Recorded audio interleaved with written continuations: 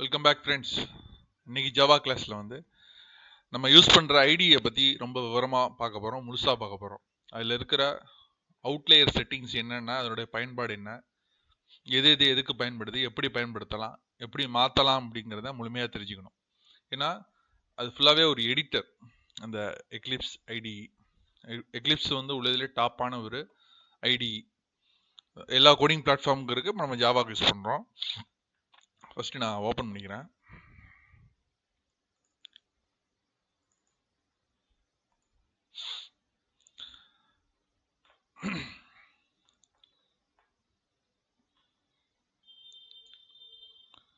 ஒரு இன்டெலிஜென்ட்டான ஒரு ஐடி இது. ஃபர்ஸ்ட் ஆஃப் ஆல் அதை முதல் நம்ம தெரிஞ்சுக்கணும். இருக்கக்கூடிய முக்கியமான விஷயங்களை நல்லா புரிஞ்சுக்கிட்டாதான் இடையில எதுவும் சில எரர்ஸ், தப்பு, ஒரு சில மாற்றங்கள் எதுவும் நம்ம போனோம் வந்தோம்னா நமக்கு அதை எப்படி சரி பண்ணுங்கிறது நமக்கு தெரிய வரும். ஓகே, அது ரொம்ப முக்கியம். ஸோ நவ் இப்போ நம்ம ஏற்கனவே நம்ம லாஸ்ட் கிளாஸ்ல உள்ள மை ஃபர்ஸ்ட் ப்ராஜெக்ட் அப்படிங்கிற அந்த இடத்துல இருக்கோம். இதுல ஓகே, இதான் லாஸ்டா இருந்தது. நான் வெல்கம் பேஜ் ஒன்று இருந்துச்சு, அதை நான் ரிமூவ் பண்ணிட்டேன். Okay, remove means just hide பண்ணியிருக்கேன். இது பேக்கேஜ் எக்ஸ்ப்ளோரர். இந்த பேக்கேஜ் எக்ஸ்ப்ளோரரில் இந்த ஃபைல்ஸ், இது லைப்ரரி, இதை கிளிக் பண்ணால் இது ஃபைல்ஸ். ஓகேவா? ஓகே, தென் இது நம்ம இங்கே இந்த இருக்கக்கூடிய ப்ராஜெக்டில் இருக்கக்கூடிய ஃபைலை எடிட் பண்ணுற ஏரியா இதுதான். இப்போ நான் இதை க்ளோஸ் பண்ணிட்டேன். ஸோ நான் இதை டபுள் கிளிக் பண்ணேன்னா அந்த ஃபைல் இங்கே எனக்கு ஆட்டோமேட்டிக்கலாக எடிட் பண்ணுறதுக்கு வசதியாக வந்துடும். ஓகே, தென் இப்போ நான் என்ன பண்ணுறேன், இந்த பேக்கேஜ் எக்ஸ்ப்ளோரரை பற்றி நம்ம ஃபஸ்ட்டு தெரிஞ்சுக்கணும். இதை ரைட் கிளிக் பண்ணிவிட்டு நான் இன்னொரு ப்ராஜெக்ட் கிரியேட் பண்ணுறேன். இதெல்லாம் நேற்று பார்த்தோம். ஸோ என்டர் நேம், ஃபஸ்ட்டு ப்ராஜெக்ட்னு கொடுக்குறேன். மையை எடுத்துட்டு வேறு எதுவுமே இல்லை, எல்லாமே அப்படியே டிஃபால்ட்டாக வச்சுக்கிறேன். நெக்ஸ்ட்டு கொடுக்குறேன். இதுவும் டிஃபால்ட்டாக நான் வச்சுட்டேன். ஃபினிஷ் கொடுக்குறேன். மாடல் நேம் கேட்குது. அந்த file name info create model info.java அப்படின்னு சொல்லிட்டு கொடுத்தோம்ல, டோன்ட் கிரியேட் கொடுக்குறேன். அது இல்லாமல் எனக்கு இப்போ கிரியேட் ஆயிடுச்சு. ஓகேவா? டோன்ட் கிரியேட் கொடுக்கணும். ஃபஸ்ட்டு இதில் எரர் வந்துச்சு. அது எக்ஸ்ப்ளனேஷன் ஃபர்தர் கிளாஸில் பண்ணும்போது ஆட்டோமேட்டிக்காக உங்களுக்கு புரியும். இப்போ இப்போ 2 ப்ராஜெக்ட் இருக்கு. இப்போ இந்த சேம் ப்ராஜெக்டை நம்ம ஃபர்ஸ்ட் ப்ராஜெக்ட்னு ஒரு ப்ராஜெக்ட் இருக்கு, செகண்ட் மை ஃபர்ஸ்ட் ப்ராஜெக்ட்னு ஒன்று இருக்கு. இது நேற்று கிரியேட் பண்ணது. இப்போ இதில் உள்ள ஃபைலை நம்ம myclass.javaங்கிறது ஏற்கனவே ஓப்பனில் இருக்கு. ஸோ இதில் ஃபைல் இல்லை, எந்த ஒரு ஃபைலும் இல்லை. ஓகேவா? சரி, இதில் நான் என்ன பண்ணுறேன், ஓகே அது வேணாம். இப்போ இதில் உள்ள ஃபைல்ஸ் நம்ம எடிட் பண்ணுறது தான் இந்த ஏரியா. ஓகேவா? இங்கே நம்ம இங்கே ஒரு ஃபைல் இருந்துச்சுன்னா அதை கிளிக் பண்ணனா இங்கே எனக்கு இன்னொரு டேப் ஓப்பன் ஆகும். ஃபைல்ஸை பூரா இங்கே பார்க்கலாம். அடுத்தது இந்த எக்ஸ்ப்ளோரரில் 2 இருக்கு எனக்கு. இதில் ஃபர்ஸ்ட் ப்ராஜெக்ட் மட்டும்தான் எனக்கு போதும், மை ஃபர்ஸ்ட் ப்ராஜெக்ட் இருந்துச்சுன்னா எனக்கு கொஞ்சம் குழப்பம் அப்படிங்கிற மாதிரி இருந்துச்சுன்னா இப்போ இதை ரைட் கிளிக் பண்ணி 2 ஆப்ஷன் இருக்கு எனக்கு. டெலிட்னு ஒரு ஆப்ஷன் இருக்கு, க்ளோஸ்னு ஒரு ஆப்ஷன் இருக்கு. இது ரெண்டுக்கும் ஃபர்ஸ்ட் உள்ள டிஃபரன்ஸ் நமக்கு தெரியணும். இப்போ க்ளோஸ் பண்ணோம்னா இந்த பேக்கேஜ் எக்ஸ்ப்ளோரர்லேருந்து எனக்கு இது ஆட்டோமேட்டிக்கலாக ஹைட் ஆகிடும். இதுலேருந்து அந்த பில்டு பேத்துலேருந்து ரிமூவ் பண்ணிடும். ஓகேவா? இப்போ நான் இதை கிளிக் பண்ணேன்னா, க்ளோஸ் ப்ராஜெக்ட்லேருந்து கிளிக் பண்ணேன்னா எனக்கு போயிடும் இந்த இடத்துலேருந்து. அதே இதை நான் கம்ப்ளீட்டாக டெலிட் பண்ணணும் அப்படின்னா இந்த டெலிட் இருக்குல்ல, இதை யூஸ் பண்ணணும். இப்போ எனக்கு இந்த இடத்துல இங்கேயும் ஒரு ஆப்ஷன் கேட்கும், நீ கம்ப்ளீட்டாக உன்னோட டிஸ்க்லேருந்தே டெலிட் பண்ண சொல்றியா, அப்படி பண்ணிட்டா ரிட்ரைவ் பண்ணவே முடியாது அப்படின்னு சொல்லிட்டு சொல்லும். இன்னொன்று ஆப்ஷன் என்னன்னு கேட்டிங்கன்னா, அப்படி அதை நான் அன்செக் பண்ணிட்டேன், இதை கிளிக் பண்ணிட்டேன்னா கம்ப்ளீட்டாக டெலிட் ஆகிடும். அன்செக் பண்ணேன்னா ஜஸ்ட்டு ப்ராஜெக்ட் இருக்கிற அந்த ஒர்க் ஸ்பேஸ்லேருந்து போகுமே ஒழிய எக்லிப்ஸ்லேருந்து போகாது. இதை கொடுத்து ஓகே பண்ணோன்னா எங்காவது ஒரு இடத்துல ஒரு ஃபோல்டரில் இந்த ப்ராஜெக்டை நம்ம வச்சுக்கோம். அதான் க்ளோஸ் ப்ராஜெக்ட்டுக்கும் டெலிட் ப்ராஜெக்ட்டுக்கும் உள்ள டெலிட்டுக்கும் உள்ள முக்கியமான டிஃப்ரென்ஸ். ஓகே, நான் இப்போ என்னை பொறுத்த வரைக்கும் எனக்கு இந்த ப்ராஜெக்டை நான் க்ளோஸ் பண்ணி வச்சுக்கிறேன். ஓகே, க்ளோஸ் பண்ணிட்டேன்னா எனக்கு இந்த இடத்துல என்ன ஆகுதுன்னு பாருங்க, தெரியுதுங்களா? ஒரு பக்கெட் போட்டு மூடின மாதிரி இருக்கா? ஓகே, சரி. இப்போ நான் என்ன பண்ணணும்னு நினைக்கிறேன், டெலிட் பண்ணணும்னு நினைக்கிறேன். அன்செக் பண்ணிவிட்டு delete பண்ணிட்டேன். போயிடுச்சு. ரெண்டையுமே செஞ்சு காமிச்சிட்டேன். ஓகே, தென் இதில் பார்த்துக்கிட்டிங்கன்னா என்னென்ன இருக்குது அப்படின்னா, இப்போ இந்த ப்ராஜெக்டில் போய் லைப்ரரியில் தொட்டக்கூடாது. ஏன்னா டிஃபால்ட்டாக இருக்கக்கூடிய லைப்ரரி அதில் நம்ம எதுவுமே பண்ணக்கூடாது. நம்ம பண்ண வேண்டியது எல்லாமே இந்த சோர்ஸுங்கிற இந்த இடத்துல தான். நான் இதில் என்ன பண்ணுறேன்னா 2 இருக்குது. இப்போ நேற்று வந்து ஜாவா கிளாஸை பார்த்தோம். அதுக்கு முன்னாடி இப்போ பேக்கேஜ் அப்படிங்கிறத நான் ஒன்று இன்னைக்கு நம்ம புதுசாக பார்க்க போகிறோம். ஓகே, பேக்கேஜ் அப்படின்னு நான் ஃபஸ்ட்டு கிரியேட் பண்ணுறேன். ஓகேவா, இந்த இடத்துல ப்ராஜெக்ட் அப்படின்னு சொல்லிட்டு கிரியேட் கொடுக்குறேன். ஜஸ்ட்டு வந்து அதுதான் கொடுக்குறேன். இந்த இடத்துலையும் நான் வந்து பேக்கேஜ் info.java அப்படிங்கிற அந்த இது கொடுக்கல, அதாவது மாடல் ஃபைல் கொடுக்கல. புரியுதுங்களா? டிஃபால்ட்டாக ஒரு பேக்கேஜ் கிரியேட் பண்ணாலே ஆட்டோமேட்டிக்காக அது கேட்க நான் கொடுக்கல. ஃபினிஷ் பண்ணிடுறேன். சோர்ஸ் வந்து என்னுடைய பேத் வந்து இதான், ஃபஸ்ட்டு ப்ராஜெக்ட் /சோர்ஸுங்க அந்த இடத்துல தான் இருக்கும். ஃபினிஷ் பண்ணிட்டேன்னா ப்ராஜெக்ட்டுங்கிற இந்த எனக்கு ஒன்று புதுசாக ஒன்று ஓப்பன் ஆகிடும். ஓகேவா? ஒரு ப்ராஜெக்டில் வந்து கண்டிப்பாக வந்து ஒரு கிளாஸ் இது ஒரு பேக்கேஜ் கண்டிப்பாக இருக்கணும். ஓகே, தென் இது எங்கே இருக்குது அப்படின்னு பார்த்தீங்கன்னா, இப்போ நான் ப்ராஜெக்ட்னு ஒரு கிளாஸ் கிரியேட் பண்ணியிருக்கேன்ல, இது எங்கே இருக்குன்னா சியில் இது எங்கே கொடுத்துருக்காங்க ப்ராப்பர்ட்டிஸ் பார்த்தீங்கன்னா, சி யூசரில் எக்லிப்ஸ் ஒர்க் பேஸில் ஃபஸ்ட் ப்ராஜெக்டில் சோர்ஸில் ப்ராஜெக்ட். ஓகே, சி யூசர்ஸில் யூசர். ஸோ சி யூசர்ஸில் யூசர்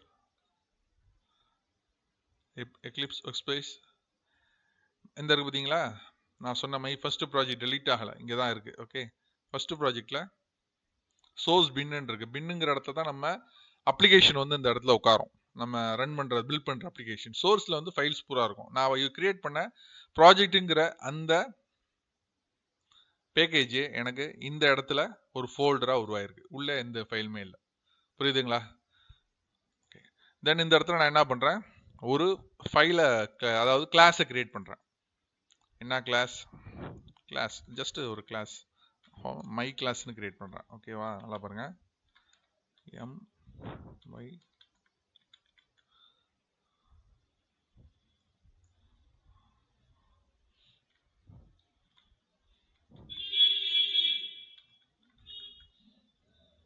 ஓகே, தென் இந்த இடத்துல பப்ளிக் ஸ்டாட்டிக் வாய்ட் மெயினுங்கிறத இதை கண்டிப்பாக நீங்கள் வந்து கிளிக் பண்ணணும். இதோட யூசேஜ்லாம் ஃபர்தர் கிளாஸை சொல்லுவோம்.